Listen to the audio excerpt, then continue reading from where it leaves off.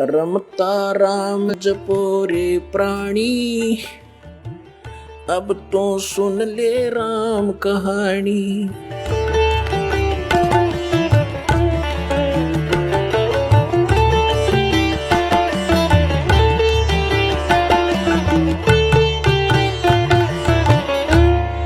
अब प्रसंग तो चल रहा है पुण्यात्माओं कि अब ये जो समय है ये इन 4 युगों की करीब है। सतयुग, त्रेता, द्वापर की और इस कलयुग की अब ये प्राइम टाइम है भक्ति का, मोक्ष कराने का। सतयुग, त्रेता, द्वापर में प्राणी वैसे ही बहुत सुखी थे, अच्छी आत्माओं का जन्म होता है, तो वो जो भी भक्ति शास्त्र विरुद्ध भी कर रहे होते हैं तो भी उनको सुख होता है। तो वो ये समझ बैठते हैं कि जो साधनाएं हम कर रहे हैं इन्हीं से हमें लाभ हो रहा। जैसे ये दास पहले भगवान श्री कृष्ण, भगवान विष्णु, भगवान शंकर जी, बाबा श्याम जी, हनुमान जी और भी जो भी देवी देवता हमारे पवित्र धर्म में हमें पूज्य बता रखे थे, सबकी पूजा करते थे।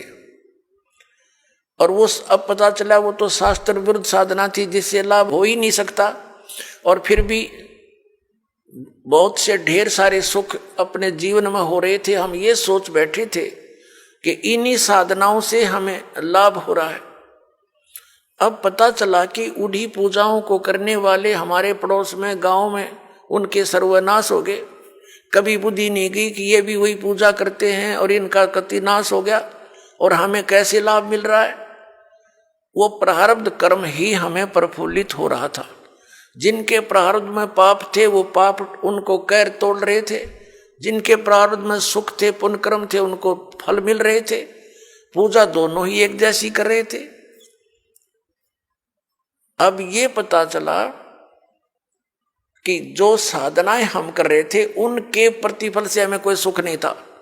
ये हमारे पुण्य संस्कार थे, पिछले जन्म के संग्रहित जो प्रारब्ध बनाकर हमें दिए गए थे वही प्रफुल्लित हो रहे थे। और एक ऐसे भी देखे हमने जो राम नाम का आसपास भी नहीं, गुट्टी लावें, सारा दिन बकवाद करें, ताश खेल रहे, कोई राम नाम का जिक्र करे, उसका मजाक करें, और उनके ठाठ हैं, उनकी गाड़ियां चलती हैं, ट्रक चलते हैं और वो कुछ भी ना कर रहे।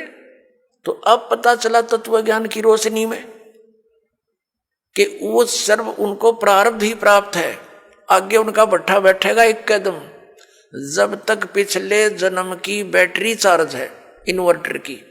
जिस प्रकार इन्वर्टर की बैटरी चार्जड है और फिर चार्जर लगा नहीं रखा, तो वो जब तक उसकी अक्षमता है उसके अंदर वो चलती रहेगी, काम करती रहेगी। और फिर एक ही दम वो सब डाउन होगी बैटरी, सब लाभ बंद हो जाएंगे।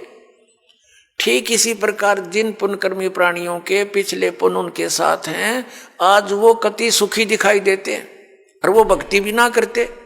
वो भक्ति भी नहीं करते और करते हैं तो शास्त्र विरुद्ध कर रहे हैं और वो फिर भी सुखी नजर आते हैं। तो उनको ये भ्रम हो चुका है कि हम जो पूजाएं करते हैं ये हमारी इस भक्ति के प्रतिफल में मिल रहे हैं।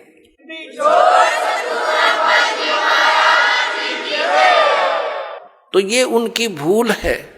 इसी प्रकार सतयुग, त्रेता, द्वापर में सभी प्राणी, वो बहुत पुण्यकर्मी प्राणियों का जन्म उन युगों में होता है। तो उनके पूर्व जन्म के संस्कारों से उन्हें फल लाभ मिलते रहते हैं। वो सोचते हैं हम सुखी हैं इसी साधना से। तो उनको कोई कहे कि ये पूजा छोड़कर ये करो, वो नहीं मानते। दूसरा कारण उस समय क्या रहा कि उस समय शिक्षा नहीं थी। शिक्षा के अधिकारी केवल एक ब्राह्मण वर्ण के व्यक्ति होते थे, वही पढ़ते थे, वही अपने बच्चों को शिक्षा देते थे आध्यात्मिक ज्ञान की। संस्कृत के पढ़ने का किसी को अलाउड नहीं करते थे। वैसे पाठशालाओं में पढ़ा जरूर जाता था, लेकिन अध्यात्म मार्ग का ज्ञान उनको नहीं दिया जाता था, ना उनको अधिकार होता था सदग्रंथों को पढ़ने का। जैसा भी वो बताते थे उसी आधार से वो केवल क्रिया ही करते थे। गुरुजी ने जो मार्गदर्शन किया उसी तरह वो क्रियाएं करते रहे।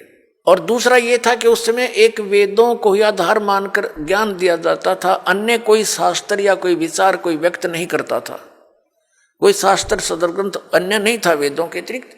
तो उनको कोई शंका संशय नहीं था और उनको जो मार्ग बताया जाता था वेदों अनुसार ओम नाम का जाप ही ऋषि लोग दिया करते थे और कोई अन्य मंत्र नहीं देते थे। जैसे ये ओम नमः भागवते, ओम नमः शिवाय आदि ये मंत्र नहीं जाप करते थे, वो तो बाद में करने लगे हैं लोग। तो केवल ओम नाम का जाप और 500 यज्ञ ये ऋषि जन करते और करवाते थे। तो उसमें जो साधना वो ओम नाम का जाप और गुरु परंपरा से करते थे, उनको भविष्य की पुण्य तो एकत्रित होते थे, लेकिन लाभ उनको पिछले ही संस्कारों से मिल रहा होता था। ओम नाम के जाप से उनको क्या लाभ होता था? ब्रह्मलोक प्राप्ति। जैसे आपने श्री महावीर जैन जी के जीवन में बहुत बार दास ने दिखाया है, वो महापुरुष तो वेदों अनुसार साधना करते थे, जिस कारण से 80 लाख बार तो वो देवता पद को प्राप्त किया उन्होंने।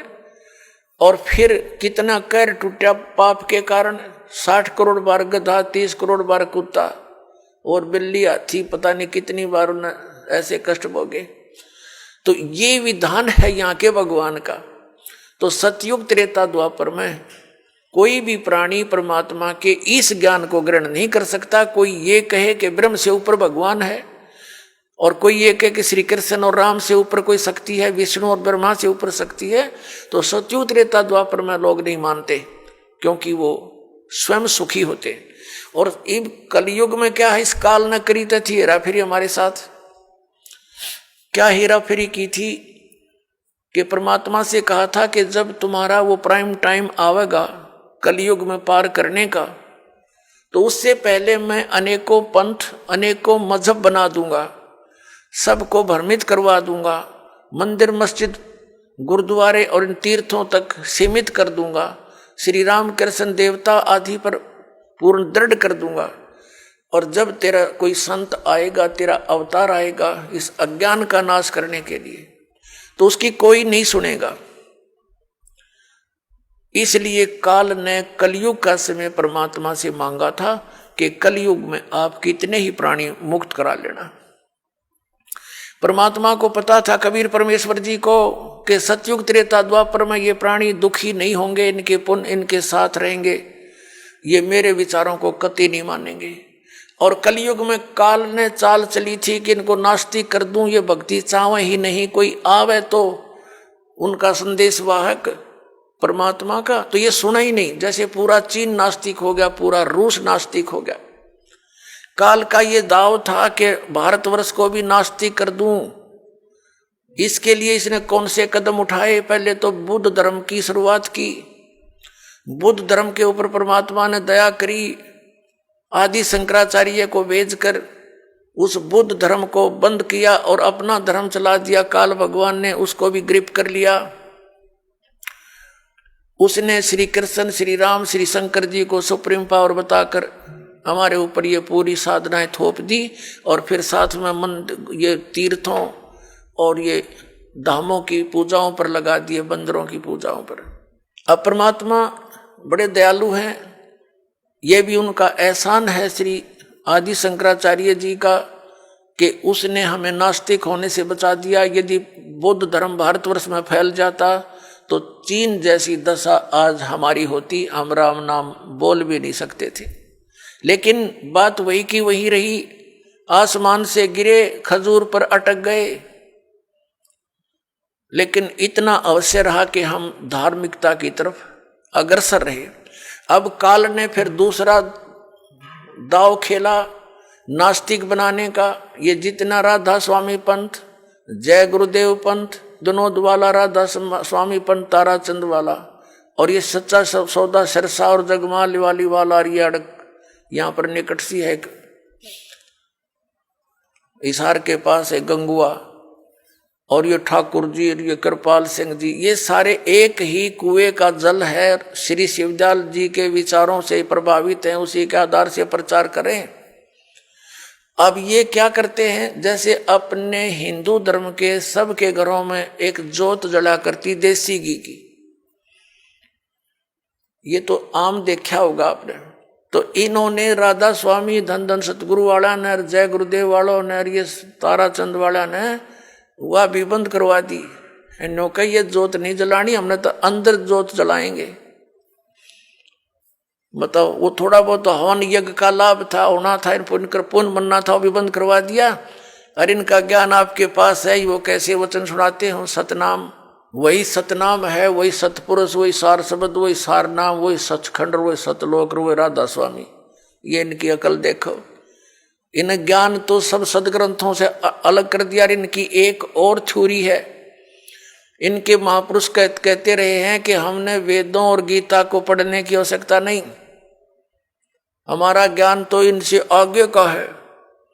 जो थोड़ा बहुत गीता जी को नित्य पाठ करके ज्ञान यज्ञ का लाभ मिलना था वो बंद करवा दिया, इन ग्रंथों से नफरत करवा दी। तो ये पक्के काल के दूत थे। अब कुछ वर्षों के अंदर आप देख लेना, अगर ये नहीं इस मार्ग पर लगे तो सब नास्तिक हो जाएंगे, चीन जैसी स्थिति हो जाएगी इन लोगों की। लेकिन अब परमात्मा दया करेंगे, सबको ये ज्ञान स्वीकार करना पड़ेगा, नहीं तो इस मनुष्य जीवन को नाश करके वो बहुत कष्ट उठाएंगे जो इस ज्ञान को स्वीकार नहीं करेंगे। दास कोई उनकी बुराई में नहीं बोल रहा।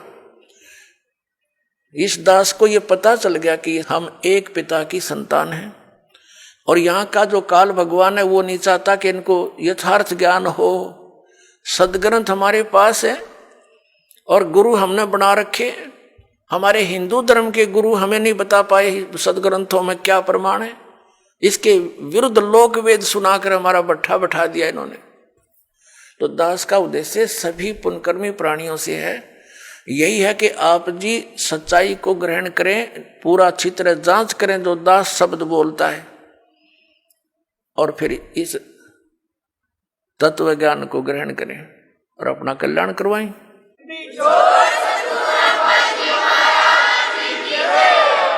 आप सुन रहे थे जगत गुरु तत्वदर्शी संत रामपाल जी महाराज जी के मंगल प्रवचन। अधिक जानकारी के लिए विजिट कीजिए हमारी वेबसाइट www.jagatgururampalji.org। संत रामपाल जी महाराज जी के शुभ आशीर्वाद से पूरे विश्व भर में 500 से भी ज्यादा नाम दीक्षा केंद्र हैं, जिन पर संत रामपाल जी महाराज जी द्वारा ऑनलाइन निशुल्क नाम दीक्षा दी जा रही है। अपने नजदीकी नाम दीक्षा केंद्र का पता करने के लिए संपर्क करें 8222880541।